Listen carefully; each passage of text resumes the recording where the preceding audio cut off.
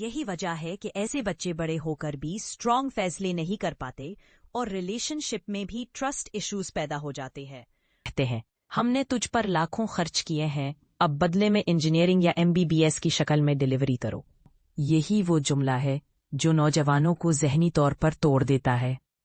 माहिर नफ्सियात डायना बूमरेन ने पेरेंटिंग के 4 अंदाज बताए थे कि बायस अपनी जान लेने पर मजबूर हो जाते हैं।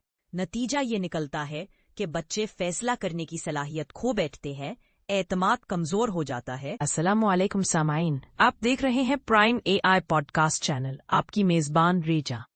आज का मौजू बड़ा नाजुक है, लेकिन यकीन करें इतना ही जरूरी भी है। सवाल यह है कि हमारे वालिदैन जब हम बड़े हो जाते हैं तो क्या अब भी उन्हें हमारी जिंदगी के फैसले करने का हक होना चाहिए?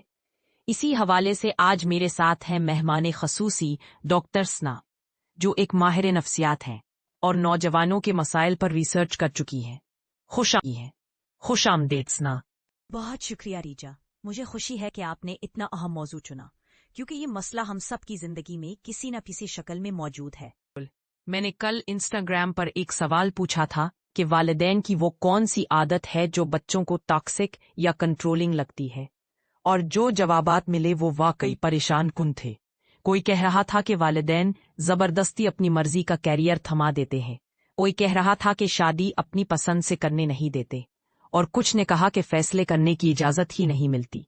देखे, वालिदैन की नीयत बुरी नहीं होती, वो समझते हैं कि वो कुर्बानी दे रहे हैं, बच्चों का मुस्तकबिल महफूज कर रहे हैं, लेकिन अक्सर ये सब मोहब्बत नहीं बल्कि इमोशनल मैनिपुलेशन बन जाता है, और इसका असर बहुत खतरनाक होता है।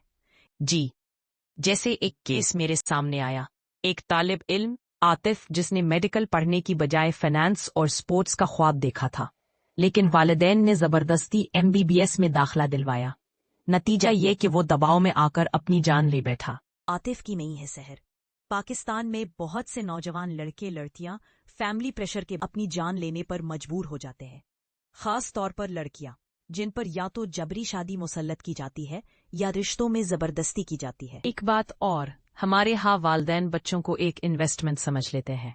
जैसे कहते हैं हमने तुम पर वक्त, पैसा और तवानाई लगाई है, अब तुम्हें हमारी मर्जी के मुताबिक रिटर्न देना होगा। जी बिल्कुल, और ये रिटर्न अक्सर डॉक्टर या इंजीनियर की शक्ल में चाहिए होता है, चाहे बच्चा अंदर से एक मुसव्विर बनना चाहता हो या एक खिलाड़ी। यकीन है ना, जब वालिदैन कहते हैं कि हमने अपनी कुर्बानी तुम्हारे मुस्तकबिल के लिए दी है, अब तुम्हें हमारी मर्जी माननी होगी, तो क्या ये वाकई कुर्बानी है या एक बोझ? बिल्कुल रीजा, कुर्बानी के बदले में रिटर्न नहीं मांगा जाता, ये तो सरमायाकारी वाला हिसाब है, और बच्चों को ये एहसास दिलाना कि हमने तुम्हारे लिए ये किया, फर्ज है कि ये क्या अब तुम्हारा फर्ज है कि हमारी मर्जी मानो, यही वो जुमला है जो नौजवानों को ज़हनी तौर पर तोड़ देता है। तो ये बात साफ है कि कंट्रोलिंग पेरेंटिंग के नताइज तबाहकुन होते हैं। बच्चे ना खुद पर एतमाद कर पाते हैं, ना अपनी जिंदगी के फैसले कर पाते हैं। उन्हें हर वक्त यही डर लगा रहता है कि अगर अपनी मर्जी कर ली तो वालिदैन का रद्द अमल क्या होगा। जी हाँ, और यही वजह है कि ऐसे बच्चे बड़े होकर भी स्ट्रॉन्ग फैसले नहीं कर पाते, उनकी सेल्फ स्टीम कमजोर रहती है और रिलेशनशिप में भी ट्रस्ट इश्यूज पैदा हो जाते हैं। और कुछ वालिदैन तो ऐसे हैं जैसे बच्चों को इन्वेस्टमेंट बॉन्ड समझ लिया हो। कहते हैं हमने तुझ पर लाखों खर्च किए हैं, अब बदले में इंजीनियरिंग या MBBS की शक्ल में डिलीवरी करो। वालिदैन के लिए पैगाम ये है कि मोहब्बत का मतलब कंट्रोल नहीं होता, मोहब्बत का मतलब है अपने बच्चे को उसकी अपनी पहचान के साथ कबूल करना। यही तो असल मसला है रिजा, वालिदैन समझते हैं कि वो मोहब्बत कर रहे हैं, लेकिन हकीकत में ये कंट्रोल। चले जरा वो मशहूर जुमले दोहराते हैं जो हर पाकिस्तानी घर में गूंजते हैं। हमने तुम्हें पाला पोसा है, अब तुम हमारी मर्जी मानो, जो मैं कहूंगा वही होगा, तुम्हें कुछ नहीं पता, हम बड़े हैं।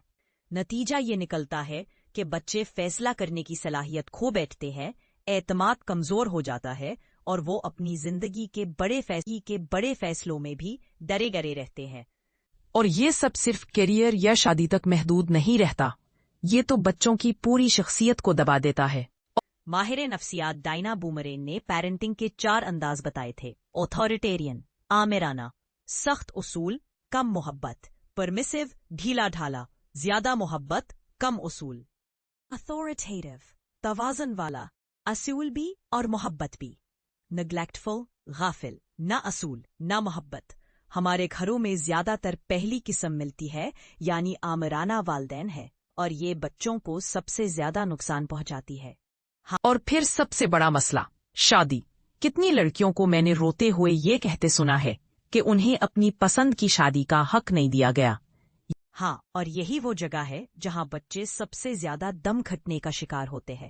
کچھ مزاحیہ بات ہے کہ والدین کہتے ہیں، ہم نے تمہاری شادی کے لیے دعا کی ہے، لیکن فیصلہ اپنی مرضی سے۔ یعنی دعا ہماری، مرضی آپ کی۔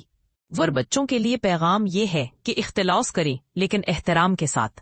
والدین کو سمجھائیں کہ آپ کی بھی ایک اپنی شناخت ہے اور آپ اپنی زندگی کے فیصلے خود کرنا چاہتے ہیں۔ ہونا یہ چاہیے کہ تعلیم بچے کی خوشی اور اس کی صلاحیت کے مطابق ہو، نہ کہ ابو کی ریٹائرمنٹ پلان کے مطابق۔